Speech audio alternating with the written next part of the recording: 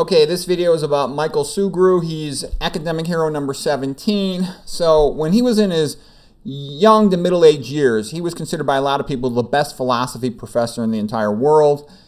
Most of his YouTube videos are available at his YouTube channel, Michael Sugrue.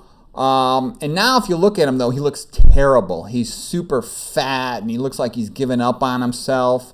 I don't know what happened to him, but I'll bet you he didn't need a vegan diet. I'll bet I could help him a lot. I bet any of you could help him a lot if he would start learning about the vegan diet.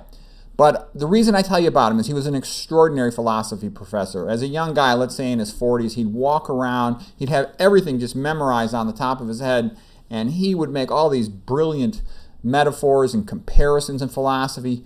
You know, so good. Like I said, I've listened to tons of philosophy professors, read tons of philosophy books, and he was the best one. He was extraordinary. So anyways, if you're interested in philosophy, that's a good guy to learn from. If you're interested in becoming a good lecturer, an academic professor lecturer in the humanities, this guy is kind of awesome when he was young, before he got all sick and fat.